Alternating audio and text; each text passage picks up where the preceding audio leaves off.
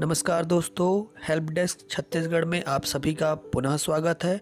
गत दिवस छत्तीसगढ़ माध्यमिक शिक्षा मंडल रायपुर के द्वारा शैक्षणिक सत्र 2020-21 असाइनमेंट द्वितीय माह अक्टूबर कक्षा 12वीं विषय इतिहास के 5 प्रश्नों का असाइनमेंट दिया गया है, जिसके संबंध में हम आपको विस्तृत जानकारी देने वाले हैं। इन प्रश्नों के माध्यम से आप अधिक से अधिक अंक प्राप्त कर सकते हैं। हमारे बताए गए वीडियो के माध्यम से प्रश्नों के उत्तर लिखिए। प्रकार से लिखना है। इस संबंध में पूर्व में दिए गए वीडियो में जानकारी दी जा चुकी है। यदि किसी बच्चे को कोई परेशानी हो तो वह पूर्व में दिए गए वीडियो को देखकर अपना शंका का समाधान कर सकता है। तो चलिए बच्चों, हम लोग असाइनमेंट में दिए गए प्रश्नों के उत्तर लिखते हैं। असाइनमेंट में दिए गए प्रश्नों के उत्तर का क्रम आगे पीछे किया गया है। इसी परिप्रेक्ष्य में पहला प्रश्न है, जिम्मी और उल्मा क्या थे, समझाइए। उत्तर, जिम्मी शब्द को अरबी भाषा के शब्द जिम्मा से लिया गया है, जिसका अर्थ संरक्षण देना होता है।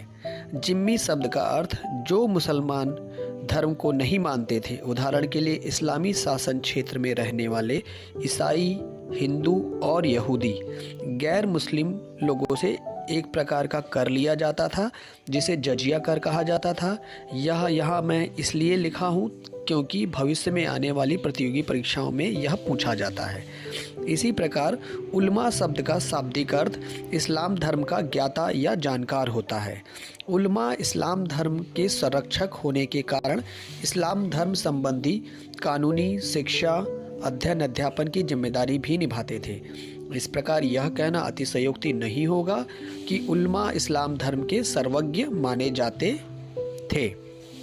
इसी प्रकार अगला प्रश्न है, भारत के मानचित्र पर 3 सूफी स्थल और 3 वे स्थल जो विष्णु, शिव तथा देवी के मंदिरों से संबंधित हो, उसे अंकित करना है। तो इसके लिए आप लोगों को सबसे पहले एक भारत का मानचित्र खरीदना होगा, जिसमें इन देवी देवताओं के और सूफी संतों के दरगाह के स्थलों को अंकित करना होगा। मेरे द्वारा दिए गए प्रश्न के उत्तर में भारत में स्थित 3 सूफी स्थल के नाम इस प्रकार है। अजमेर में जहां ख्वाजा मोइनुद्दीन चिश्ती की दरगाह है। दूसरा फतेहपुर सीकरी, जहां ख्वाजा सलीम चिश्ती की दरगाह है। तीसरा दिल्ली, ख्वाजा निज़ामुद्दीन औलिया की दरगाह है। यह तीनों सूफी संत हुआ करते थे। इसी प्रकार दूसरा है, भारत में स्थित 3 विष्णु शिव देवी से संबंधित मंदिर। तो पहला मैं नक्शे में भारत के मानचित्र में अंकित किया हूँ मथुरा, जहाँ कृष्ण जी की जन्मस्थली मानी जाती है, जिन्हें विष्णु का अवतार माना जाता है। इसी प्रकार देवी के मंदिरों के लिए मैंने वैष्णो देवी जी की मंदिर का अंकित किया है, जो वैष्णो देवी में स्थित है। तीसरा शिव जी के लिए मैंने शिव मंदिर का जो अंकित किया है वो रामेश्वरम का है। आप अपने हिसाब से जिन जगहों की जानकारी आप लोगों को हो उसको अंकित कर सकते हैं। इसी प्रकार यह देखिए मानचित्र 4 नंबर में आप लोगों को वैष्णो देवी दिख रहा होगा। मैं मानचित्र के उत्तर से दक्षिण की ओर आ रहा हूँ, तो सबसे ऊपर में आप लोगों को वैष्णो देवी दिख रहा होगा। वहाँ पर माता सती का माता वैष्णो देवी का मंदिर स्थित है। इसी प्रकार आप आएंगे 6 नंबर में मथुरा दिख रहा होगा, तो यहाँ पर कृष्ण जी का जन्मस्थल है, जिसे विष्णु भगवान जी का अवतार माना जाता है। उसके नीचे आप आएंगे तो आपको फतेहपुर सीकरी दिख रहा होगा। यह यहाँ पे ख्वाजा सलीम चिश्ती की दरगाह है। इसी के बाजू में आपको आगरा दिख रहा होगा। यहाँ पर आपको फतेहपुर सीकरी के समान ही है, यहाँ पे हज़रत निज़ामुद्दीन औलिया की दरगाह है। इसके बाद 1 नंबर में आपको अजमेर दिख रहा होगा, जहाँ पर ख्वाजा मोइनुद्दीन चिश्ती की दरगाह है। इसी प्रकार 3 नंबर पर भी सूफी संत की दरगाह है। और अंत में जो 5 नंबर दिख रहा होगा, यह रामेश्वरम स्थल है, जहाँ पर शिव जी का मंदिर है। यह मंदिर भारत के हिंदुओं के पौराणिक स्थलों में से सबसे महत्वपूर्ण माना जाता है। यह भारत के 4 धामों में से एक माना जाता है। इसी प्रकार अगला प्रश्न है, बौद्ध और जैन संप्रदाय के आंदोलनों को धार्मिक सुधार आंदोलन क्यों कहा जाता है? इस प्रश्न का उत्तर है, बौद्ध और जैन धर्म के पूर्व वैदिक धर्म में बहुत सी कुप्रथाएं और अंधविश्वास थे, जिसके कारण से जन सामान्य को बहुत सी तकलीफ़ों का सामना करना पड़ता था। इन वैदिक धर्मों की कुप्रथाओं तथा अंधविश्वासों के कारण से बौद्ध और जैन धर्म की उत्पत्ति हुई। इन जैन धर्मों और बौद्ध धर्मों के धार्मिक सुधार आंदोलन कहे जाने के निम्नलिखित कारण हैं। पहला, जन सामान्य के निकट। वैदिक धर्म का पालन करना जन सामान्य के लिए दुष्कर और कठिन था, लेकिन बौद्ध धर्म और जैन धर्म सामान्य जनता के लिए बहुत ही सरल और सहज हो गए थे, जिसके कारण से यह जन सामान्य के बहुत करीब था। दूसरा, अंधविश्वास और आडंबरों से मुक्त। वैदिक धर्म अंधविश्वास और आडंबरों तथा कुप्रथाओं से भरे हुए थे, लेकिन बौद्ध धर्म और जैन धर्म के अंतर्गत इन अंधविश्वासों का पुरजोर विरोध किया गया था, जिसके कारण से समाज में फैली विसंगतियों को दूर किया जा सका। इसी परिप्रेक्ष्य में तीसरा पॉइंट है, सरल भाषा का प्रयोग। वैदिक धर्म के अंतर्गत संस्कृत भाषा का प्रयोग किया जाता था। उस समय की जन सामान्य की भाषा संस्कृत नहीं थी, जिससे सामान्य जनता को धर्म की जानकारी और पालन करने में कठिनाई होती थी। लेकिन जैन धर्म और बौद्ध धर्म के अंतर्गत प्रचार प्रसार के लिए सामान्य भाषा का प्रयोग किया गया था, जिससे भी धार्मिक सुधार आंदोलनों को बल मिला। अगला पॉइंट है, छुआछूत और भेदभाव का विरोध। बौद्ध और जैन धर्म के अंतर्गत सभी वर्ग के लोगों को एक समान महत्व दिया गया था। किसी भी तरह से भेदभाव और छुआछूत से बौद्ध और जैन धर्म अछूता था। सरल शब्दों में कहा जाए तो बौद्ध और जैन धर्मों में छुआछूत और भेदभाव रहित धर्म था, जो एक धार्मिक सुधार आंदोलनों के अंतर्गत माना जाता है। और अंतिम पॉइंट है, मोक्ष सभी के लिए। बौद्ध और जैन धर्म के अंतर्गत सभी वर्गों के लिए, निम्न से लेके उच्च श्रेणी के जन सामान्य के लिए मोक्ष की राह एक ही थी। सरल शब्दों में कहा जाए तो सभी वर्गों के लिए निर्वाण प्राप्ति का एक ही राह दोनों धर्मों के द्वारा बताया गया था, जो संपूर्ण समाज को एक रूठता लाने में सहायक था। उपरोक्त सभी कारणों के कारण से जैन और बौद्ध धर्म को धार्मिक सुधार आंदोलन के अंतर्गत माना जाता है। अगला प्रश्न है बच्चों, कबीर दास की उलटबासी का क्या तात्पर्य है? 3 उदाहरण के माध्यम से समझाइए। तो इस प्रश्न का उत्तर है, सीधे सीधे ना कहकर घुमा फिराकर उलट कर कही जाने वाली बात को उलटबासी कहा जाता है। सरल शब्दों में मैं कहूँ तो किसी भी बात को सीधे तरीके से ना कहकर घुमा फिरा के कहना ही उलटबासी कहलाता है। संतों और विशेष रूप से कबीर दास जी ने अनेक उलटबासियों की रचना की, जिन्हें लेकर ऐतिहासिक दृष्टि और संत मानस में ठीक ठीक समझ में अभाव के कारण से भारी भ्रम पैदा हुआ था। इसी के उदाहरण को मैं उलटबासी, कबीरदास जी की उलटबासी को तर्क के माध्यम से आपको समझाना चाहूँगा।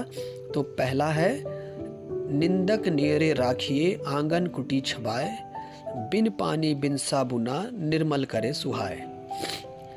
अर्थ है, कबीर कहते हैं, जनमानस आपकी निंदा करने वाले निंदक को आप अपने घर के आंगन में एक घर या कुटिया बनाकर अपने साथ रखो, ताकि वह निंदक प्रतिदिन आपकी गलतियों को देखकर आपको निंदा करता रहे और आपको यह बताता रहे कि आप में यह सब गलतियां हैं। इस प्रकार आप बिना पानी और बिना साबुन के शुद्ध और पवित्र मन के हो जाएंगे। इस दोहे के माध्यम से कबीर दास जी ने निंदक की महत्ता को बताते हुए निंदक को अपने साथ रखने हेतु कहा है, ताकि हम अपनी गलतियों को और कमियों को सुधार कर पवित्र हो सकें। दूसरा तर्क दिया है, पोथी पढ़ी पढ़ी जग मुआ, पंडित भयानक होए, ढाई आखर प्रेम का पढ़े से पंडित होए। जिसका अर्थ है, कबीर दास जी का इस श्लोक के माध्यम से यह कहना था कि मोटी मोटी पुस्तकें पढ़कर संसार पागल हो गया है, कोई भी महान पंडित या ज्ञाता नहीं हो पाया, लेकिन ढाई अक्षर प्रेम का इसका अर्थ है मोक्ष प्राप्ति के लिए प्रेम के 2.5 अक्षर ही बहुत होते हैं और वे 2.5 अक्षर कृष्ण, राम, विष्णु कोई भी हो सकता है और इन 2.5 अक्षरों को समझकर हम मोक्ष को प्राप्त कर सकते हैं। तीसरा है बड़ा हुआ सो क्या हुआ जैसे पेड़ खजूर, पंछी को छाया नहीं फल लागे अति दूर। इस दोहे का अर्थ है कबीर दास जी श्लोक के माध्यम से यह कहना चाहते हैं कि बड़ा होने से कुछ नहीं होता। जिस प्रकार खजूर का पेड़ ऊंचाई में बहुत होता है लेकिन उस खजूर के पेड़ से ना तो हमें छाया मिलती है और फल भी बहुत ऊंचाई में लगते हैं, इसलिए उस प्रकार का बड़ा होने का कोई मतलब नहीं है जिससे किसी तरह का कोई फ़ायदा न हो। इन 3 श्लोकों और दोहों के माध्यम से कबीर दास की उलटबासी के संबंध में हमें जानकारी प्राप्त होती है। इसी प्रकार अगला प्रश्न है, क्या उपनिषदों के दार्शनिकों के विचार नियतिवादियों और भौतिकवादियों से भिन्न थे? अपने विचार के समर्थन में 3 तर्क दीजिए। तो इस प्रश्न का उत्तर है उपनिषद के दार्शनिकों के विचार नियतिवाद और भौतिकवाद के विचारों से भिन्न थे। इस संबंध में निम्नलिखित तर्क दिए जा सकते हैं। पहला है उपनिषद कर्म सिद्धांत पर विश्वास करता है। इसका शाब्दिक अर्थ यह है कि हम व्यक्ति को फल की चिंता किए बिना कर्म करना चाहिए। सरल शब्दों में कहना चाहूँ तो इसका अर्थ होगा कर्म करना चाहिए, फल की इच्छा नहीं करनी चाहिए। जबकि भाग्यवादी या भौतिकवादिता का यह मानना है कि सब कुछ पूर्व निर्धारित है, किसी भी व्यक्ति को अपने भविष्य की चिंता नहीं करनी चाहिए। मतलब भौतिकवादियों का यह मानना है कि सब कुछ पूर्व निर्धारित है, आप कर्म करें चाहे न करें आपको फल मिलेगा। यह विरोधाभास दोनों विचारधाराओं में पाया गया। दूसरा पॉइंट है उपनिषद पुनर्जन्म की बात को स्वीकारता है, जबकि भौतिकतावादी विचारधारा में दार्शनिकों का मानना है कि पुनर्जन्म जैसी कोई प्रक्रिया नहीं होती। सरल शब्दों में कहना चाहूँ तो उपनिषद पुनर्जन्म को इसलिए मानता है कि यदि आप अच्छे कर्म करते हैं तो आप मोक्ष की प्राप्ति करते हैं और यदि आप अच्छे कर्म नहीं करते हैं तो आपको जीवन मरण के चक्र से मुक्ति नहीं मिलती है। जबकि भौतिकवादी विचारधारा का यह मानना होता है कि मनुष्य जीवन एक बार मिलता है, जितने मज़े करना है इसमें कर लीजिए।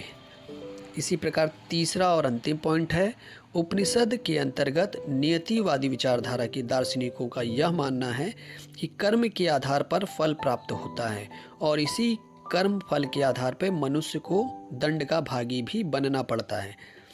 सरल शब्दों में कर्म जिस प्रकार से हम कर्म करते हैं उस प्रकार से हमें फल मिलता है। अच्छे कर्म करने से हमें अच्छे फल की प्राप्ति होती है और बुरे कर्म करने से हमें बुरे फल की प्राप्ति होती है और दंड का भागी बनना पड़ता है। जबकि भौतिकवादी विचारधारा के दार्शनिकों का मानना है कि कर्म फल जैसी कोई चीज़ नहीं होती, एक बार जीवन मिला है अच्छे से जिए। यह विचारधारा भौतिकवादी विचारधारा के दार्शनिकों की थी।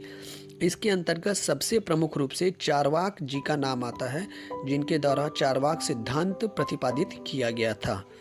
इस प्रकार से बच्चों छत्तीसगढ़ माध्यमिक शिक्षा मंडल रायपुर के द्वारा दिए गए माह अक्टूबर विषय इतिहास कक्षा 12वीं के असाइनमेंट के समस्त प्रश्नों के उत्तर आप लोगों को दे दिए गए हैं। आप लोग अपने असाइनमेंट पेज में बड़े ही सुंदर अक्षरों में अपने असाइनमेंट को लिखिए और अपने कक्षा शिक्षक के समक्ष जल्द से जल्द प्रस्तुत करिए ताकि आप लोगों को अधिक से अधिक नंबर मिल सके। धन्यवाद बच्चों, बहुत बहुत धन्यवाद। आप सभी का दिन शुभ हो।